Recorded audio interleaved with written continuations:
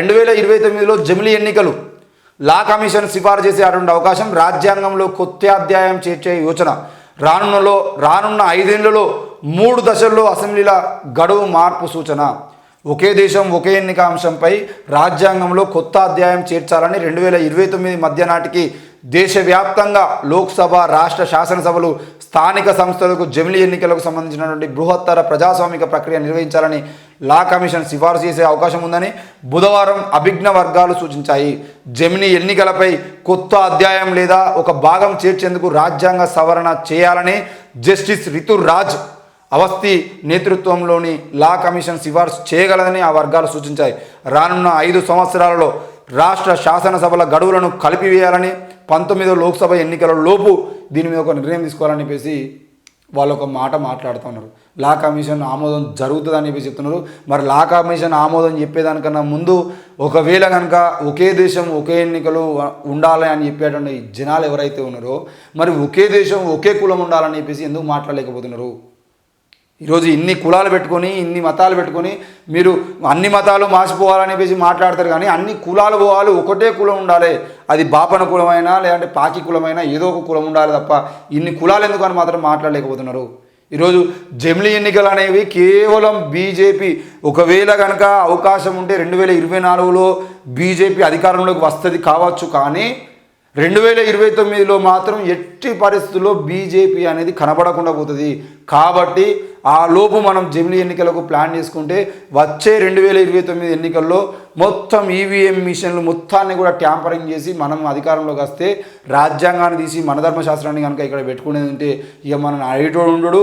ఇప్పటికే తెలంగాణ, కర్ణాటక, తమిళనాడు, కేరళ ఈ రాష్ట్రాల మినహా మొత్తం ఎక్కడ ఎవరు మాట్లాడినా వాళ్ళ మీద దాడులు చేసి చంపేయడానికి ప్రయత్నాలు చేస్తున్నారు. మరి ఇప్పుడు మళ్ళా 2029లో జమిలీ ఎన్నికలు తీసుకొస్తామని చెప్పేసి చెప్తున్నారంటే కేవలం బీజేపీ పార్టీ ఏంటిది, ఈ ఈవీఎం మిషన్ తీసేసి బ్యాలెట్ పత్రాలతో కనుక ఓట్లోకి పోతే గెలిచేటువంటి అవకాశం కాదు కదా, కనీసం ఓడిపోయేటువంటి పరిస్థితుల్లో చిత్తుగా ఓడిపోతారని చెప్పేసి వాళ్ళకి తెలుసు.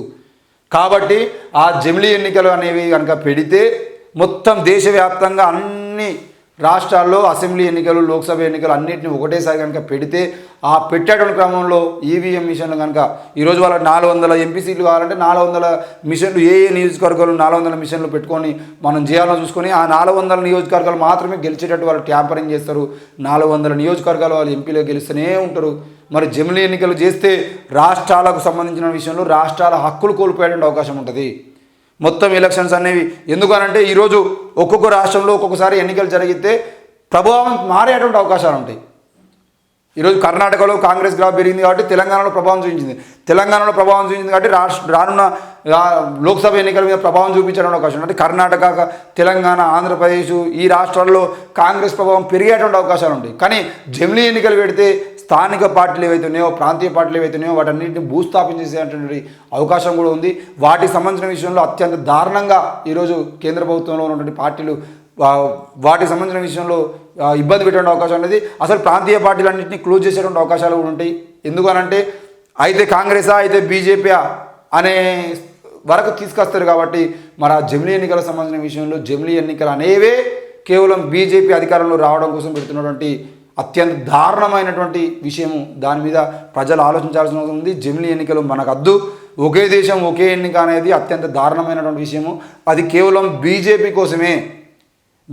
కోసం చేస్తున్న డ్రామా అనే విషయాన్ని కూడా మనం అర్థం చేసుకోవాల్సిన అవసరం ఉంది. ఎట్టి పరిస్థితుల్లో ప్రజలు వచ్చే లోక్సభ ఎన్నికల్లో ఆలోచించి ఓటు వేయాల్సిన అవసరం ఉందని తెలియజేస్తూ